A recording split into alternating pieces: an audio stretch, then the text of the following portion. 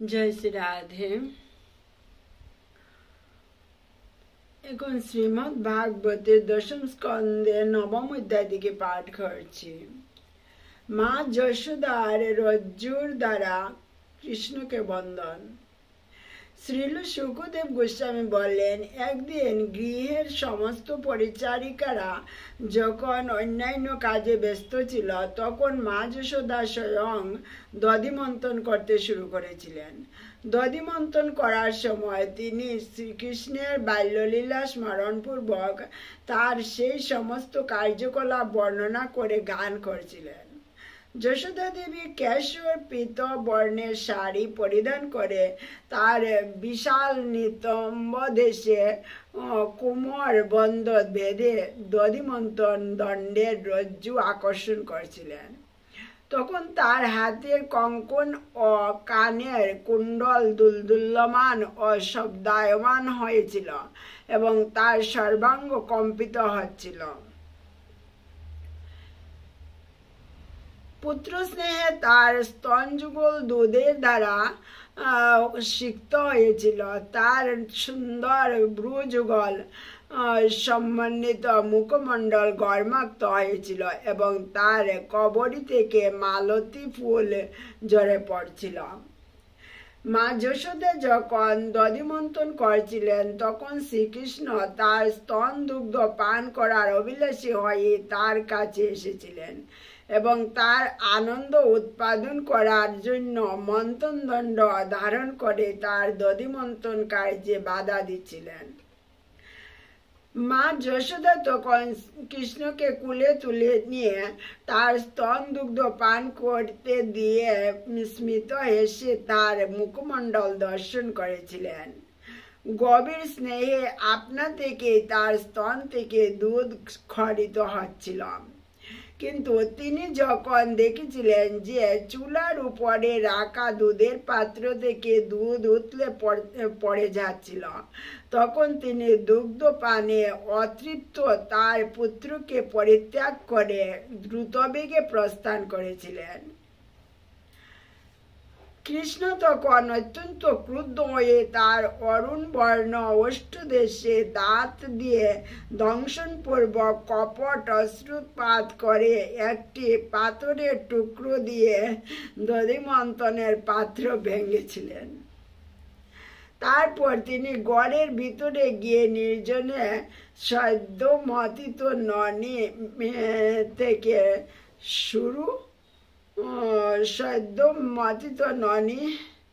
ননি খেতে শুরু করেছিলেন। মা যশোদা চুলা থেকে গরম দুধ নামিয়ে রেখে দধিমন্থন স্থানে ফিরে এসে দেখলেন যে দধিবাণ্য ভগ্ন হয়েছে এবং সেখানে কৃষ্ণকে না দেখতে পেয়ে তিনি বুঝতে পেরেছিলেন যে সেটি কৃষ্ণেরই কার্য। জয় রাধে।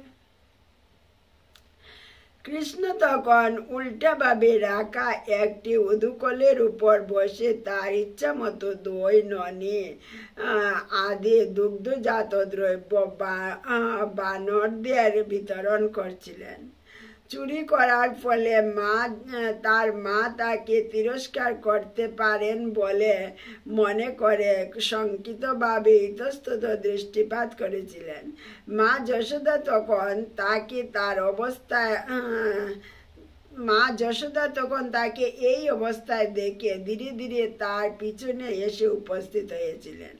শ্রীকৃষ্ণ যখন তার মাকে ছড়িয়ে হাতে সেখানে উপস্থিত দেখলেন, তখন তিনি দ্রুতবেগে উদুকলের উপর থেকে লাফ দিয়ে নেমে এসে পলায়ন করেছিলেন, যেন তিনি অত্যন্ত ভয়ভীত হয়েছিলেন।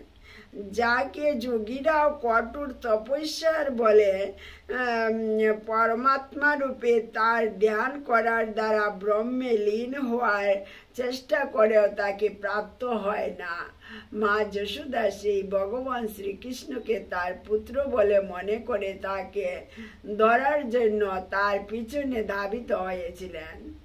শ্রীকৃষ্ণের অনুধাবনকারিণী সুমধ্যমা যশোদা দেবীর গতি তার নিতম্ব ভারে মন্তর মন্তর হয়েছিল।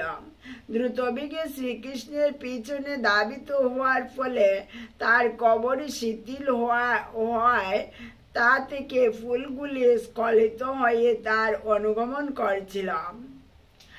অবশেষে তিনি শ্রীকৃষ্ণকে ধরে ফেলেছিলেন। মা যশোদা তাকে ধরে ফেললে কৃষ্ণ অত্যন্ত ভীত হয়ে তার অপরাধ স্বীকার করেছিলেন।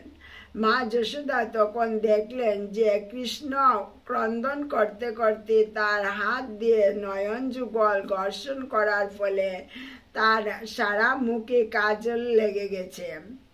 মা যশোদা তখন তার সুন্দর পুত্রটিকে হাত দিয়ে ধরে মৃদু ভর্ৎসনা করতে লাগলেন।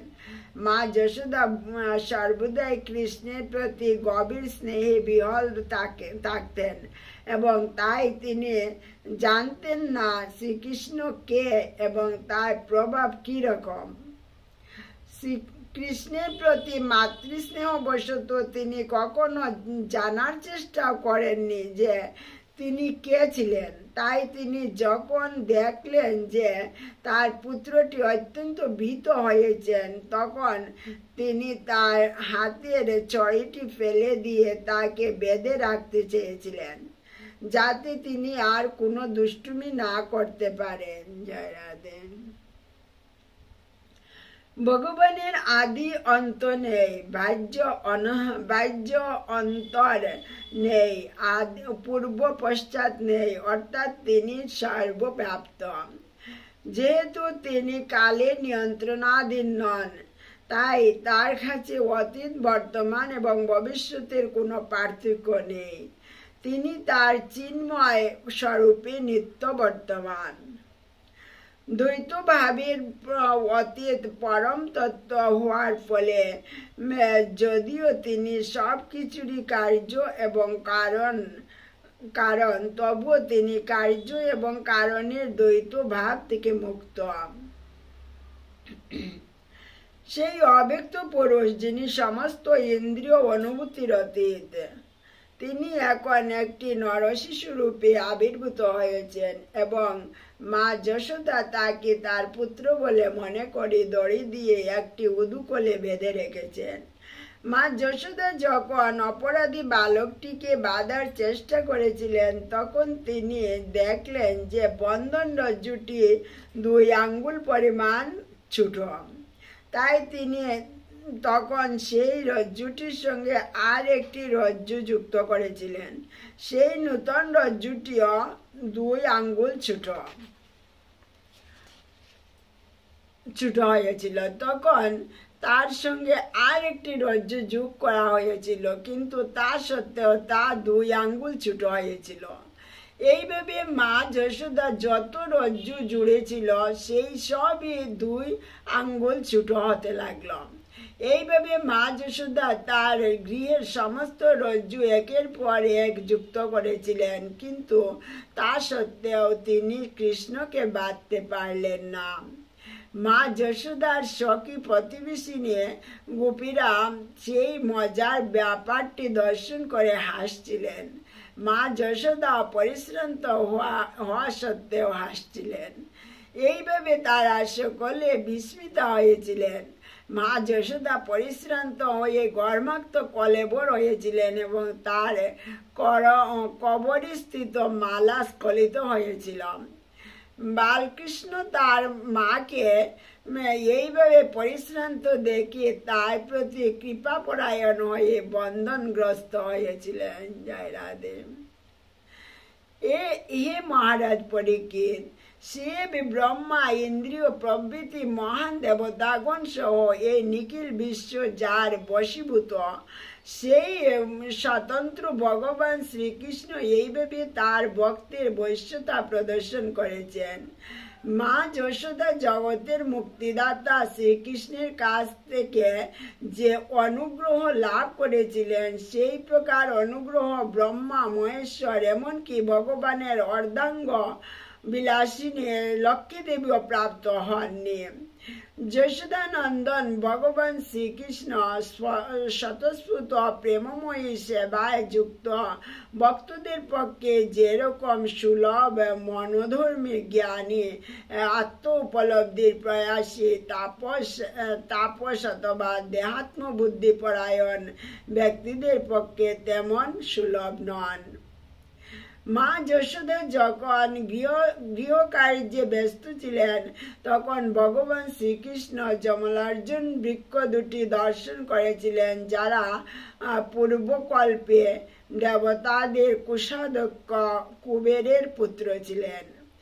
পূর্বজন্মে নলকুবর ও মণিগ্রীব নামে বিখ্যাত পুত্র দুজন অত্যন্ত ঐশ্বর্যশালী এবং সৌভাগ্যবান ছিলেন, কিন্তু গর্ব এবং অহংকারের ফলে তারা নারদ মুনির অভিশাপে বিক্ষত প্রাপ্ত হয়েছিলেন। জয় শ্রী রাধে। দেখেন মজার গল্প যে ইনি ভগবান,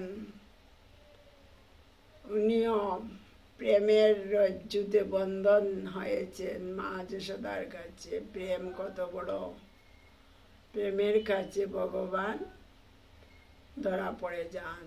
তাই ভগবান কি কায় মনোবাক্যে প্রেম করা সবার কর্তব্য। জয় শ্রী রাধে।